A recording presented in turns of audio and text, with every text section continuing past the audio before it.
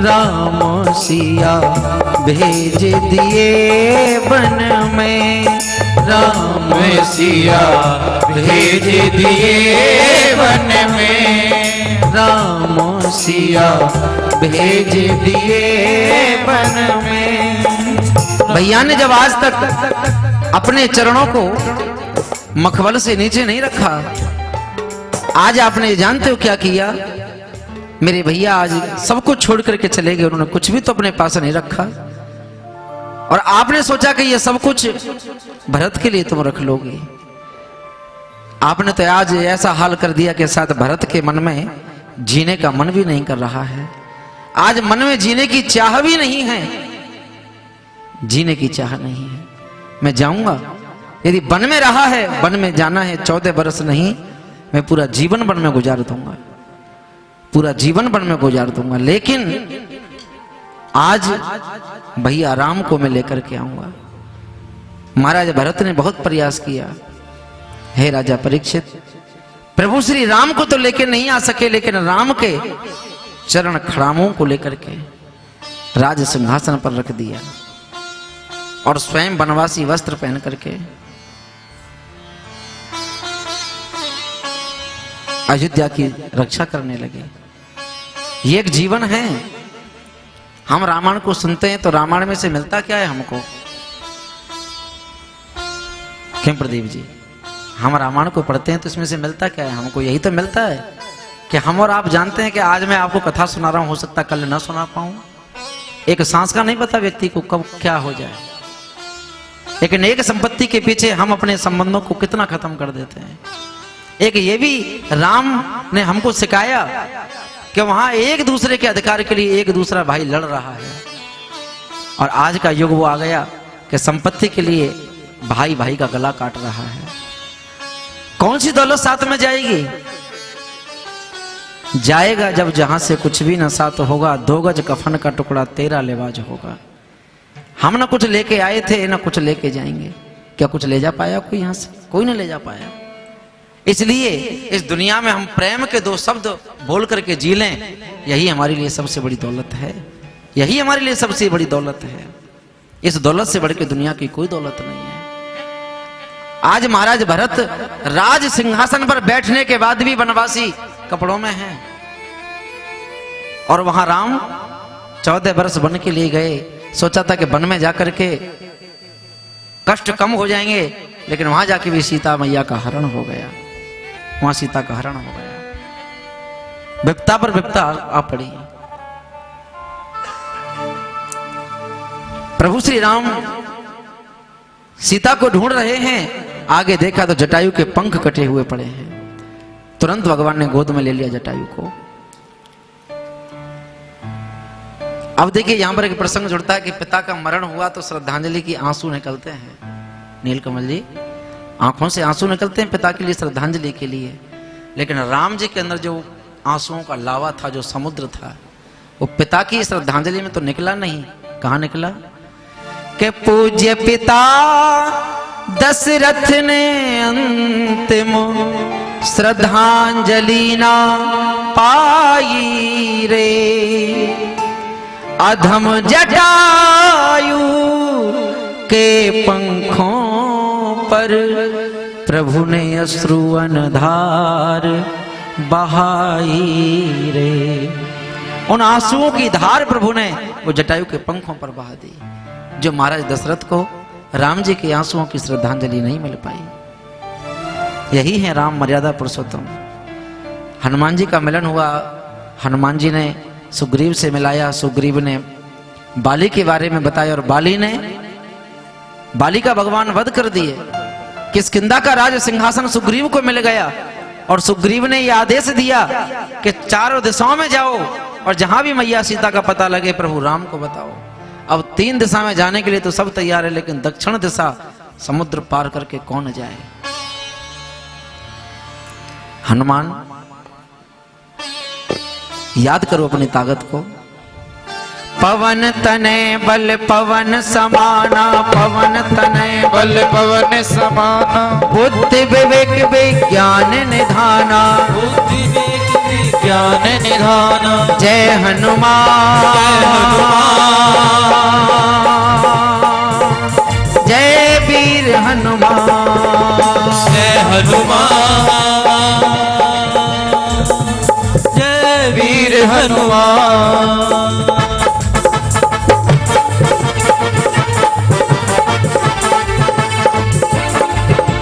कौन सो काज कठिन जग माही कौन सो काज कठिन जग माही जो न होई तात तुम पाही जो नहीं हो तात तुम पाई। राम भक्त हनुमान राम भक्त हनुमान राम भक्त हनुमान राम भक्त हनुमान।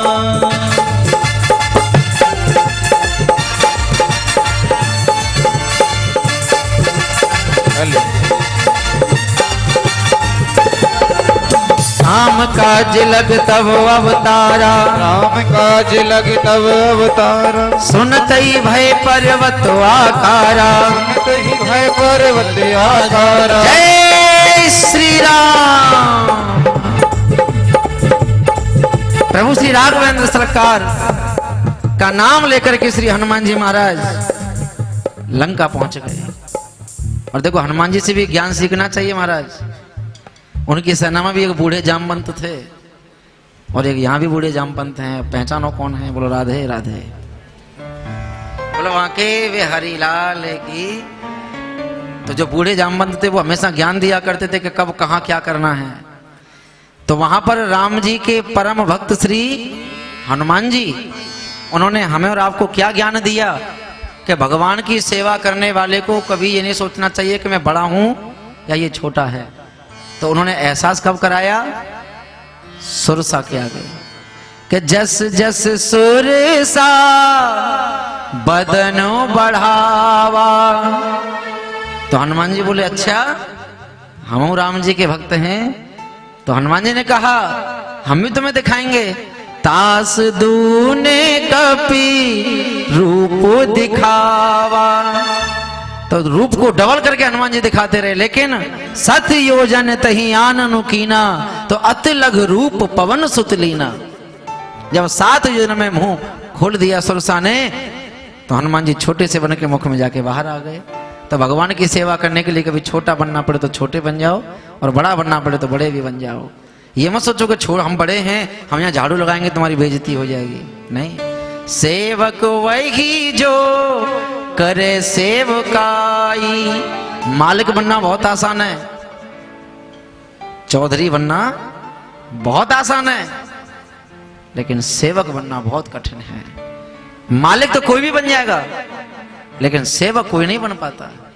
हनुमान जी से हमें कुछ सीखना चाहिए कि हनुमान जी ने कभी अपना ईगो दिखाया कि मैं सीता जी का पता लगा के आया तुमने मुझे पीछे खड़ा कर दिया लाइन में?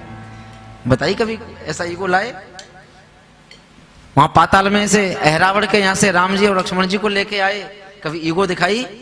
हम छोटा सा काम करते हैं 2 अगरबत्ती जलाते हैं वो भी सस्ते वाली, जो आंखों में प्रदूषण हो जाए गला में इन्फेक्शन हो जाए, जलाते ना भगवान के आगे और उसके बदले में भगवान से क्या क्या कह डालते हैं। लेकिन हनुमान जी ने कभी नहीं कहा, उनसे कुछ भी नहीं कहा। तो सेवक वही जो करे सेवकाई। तो हनुमान जी से हमें सीखना चाहिए कि उन्होंने कैसी बड़ी सेवा की और कभी कुछ नहीं मांगा। जब मैया सीता ने भी आशीर्वाद दिया ना कि अजर अमर गुण निध सुत हो, तो बोले मैया क्या दे रही हो? तो करहु बहुत रघु नायक छो, कि तुम राम जी के चरणों की सेवा करोगे ये ठीक है और कुछ नहीं चाहिए, सिर्फ मैं राम जी के चरणों की सेवा करूं ये मेरे लिए काफी है और मुझे कुछ नहीं चाहिए। सीता राम राम राम राजा राम राम राम, सीता राम राम राम राजा राम राम राम, सीता राम राम राम सीता राम राम राम।